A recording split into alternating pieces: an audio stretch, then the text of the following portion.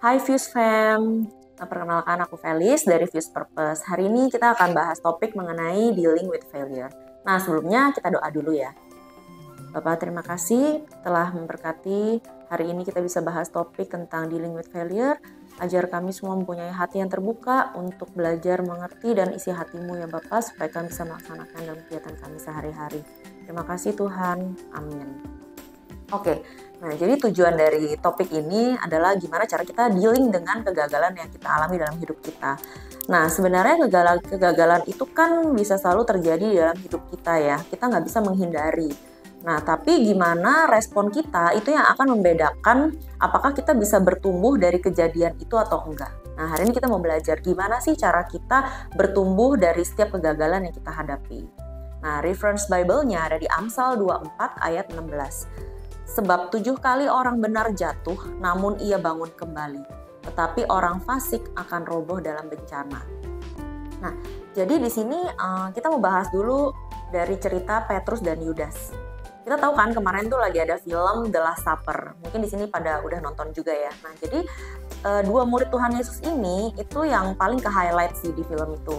Pertama, tapi kita bahas dari Petrus dulu ya. Jadi kita sama-sama tahu nih kalau Petrus itu menyangkal Tuhan sebanyak 3 kali sebelum ayam berkokokkan.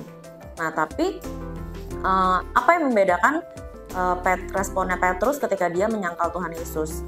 Jadi ketika dia menyangkal Tuhan Yesus, Petrus itu sangat sedih. Bahkan ada ayatnya di Lukas 22 ayat 62 dikatakan, lalu ia pergi keluar dan menangis dengan sedihnya.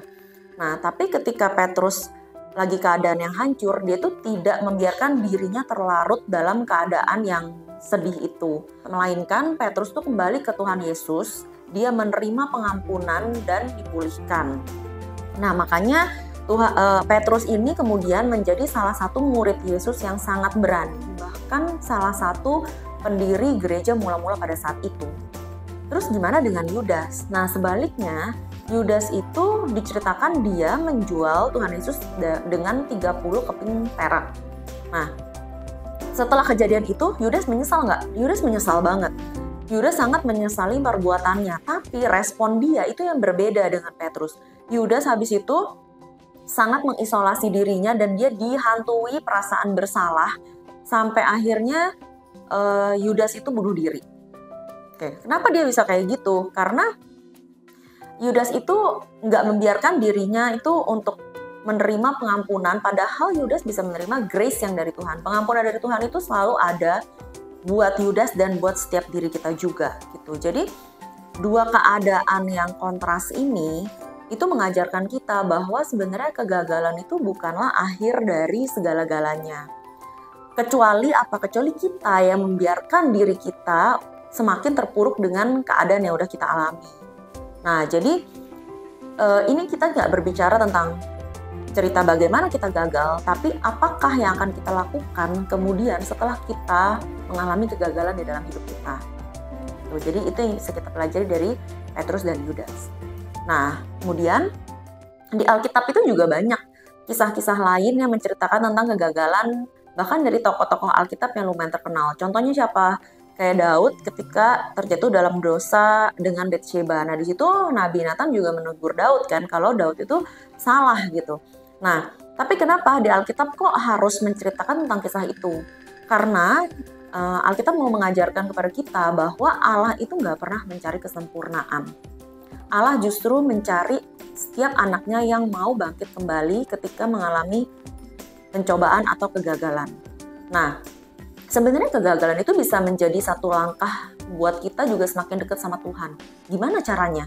Nah, kalau ketika kita mengalami kegagalan, tapi kita bisa comeback dengan kerendahan hati kita, dengan pertobatan, dan kita mau terus berpengharapan.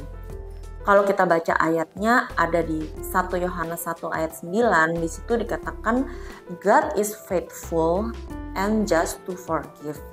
Nah ini artinya kita tuh nggak perlu meratapi setiap kegagalan kejadian dalam hidup kita atau yang kita lakukan dengan sengaja maupun nggak sengaja. Kenapa? Karena ketika Allah udah mengampuni dosa kita, maka sekarang tugasnya kita adalah gimana kita mengampuni diri kita sendiri. Karena kita tahu Tuhan udah mati di kayu salib, Tuhan tuh mati untuk menebus dosa kita. Tapi kalau kita nggak bisa kita sendiri, kita terus nyalahin diri kita sendiri, ya kita menerima grace yang dari Tuhan itu. Nah, sebenarnya kalau kita mengalami kegagalan, apa sih hal yang baik? Padahal kalau kita lihat, ya itu suatu hal yang negatif gitu kan. Itu bukan suatu hal yang positif, tapi kita mau belajar ada 3 hal baik yang bisa kita ambil ketika kita mengalami kegagalan. Yang pertama, setiap kegagalan membuat kita menyadari bahwa kita selalu perlu Tuhan Yesus. Dalam kelemahan dan kekurangan kita, justru kuasa Tuhanlah yang menjadikan kita sempurna. Itu ada ayatnya di 1 Yohanes 1 ayat 9. Dikatakan, jika kita mengaku dosa kita, maka Ia adalah setia dan adil, sehingga Ia akan mengampuni segala dosa kita dan menyucikan kita dari segala kejahatan. Nah, jadi setiap kegagalan dan kejatuhan dalam hidup yang kita alami itu, kita di saat kita lemah, maka kuasa Tuhan yang akan dikuatkan. Nah, terus yang kedua, kalau misalkan kita terus memikirkan kegagalan-kegagalan kita, akhirnya kita akan memiliki rasa putus asa. Nah, padahal seharusnya apa dong respon kita? Respon kita adalah kita harus menyerahkan diri kita harus berserah penuh kepada Tuhan.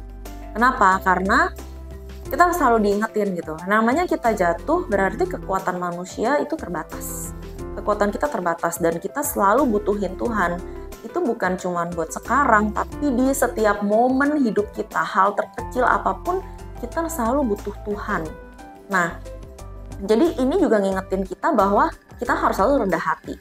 Kita bukan manusia yang sempurna, yang bisa melakukan segala hal. Setiap keberhasilan dalam hidup kita itu juga bukan karena kekuatan kita loh, tapi karena Tuhan yang selalu ada sama kita. Jadi kita selalu diingetin untuk selalu menaruh pengharapan kita ke Tuhan. Nah, yang ketiga, ini adalah the beauty walking with Jesus. Keindahan ketika kita berjalan seumur hidup kita bersama Tuhan. Bahwa dari setiap kegagalan dan kejatuhan yang kita alami, itu nggak akan menjauhkan kita dari Tuhan, tetapi akan membuat kita semakin dekat sama Tuhan. Karena apa? Karena ketika kita lagi jatuh, ketika kita lagi sedih, kita biasanya ingat Tuhan kan.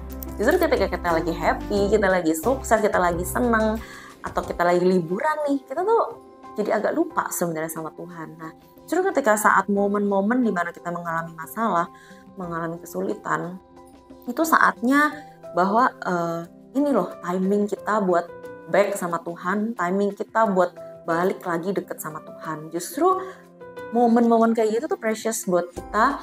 Kita harus ambil hikmahnya ya.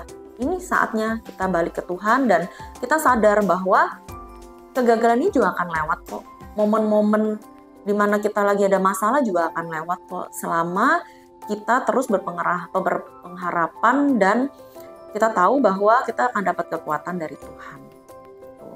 So, kita lihat tadi dari ceritanya Petrus, kita udah diingetin bahwa dalam keadaan apapun, seburuk apapun, Tuhan itu selalu terbuka tangannya untuk menarik kita balik, menerima kita balik, dan tergantung responnya kita lagi. Kalau kita memilih putus asa, ya kita akan jatuh kepada dunia. Tapi kalau kita memilih untuk balik ke Tuhan dan menerima grace pengampunan dari Tuhan, kita pasti akan bisa bangkit kembali.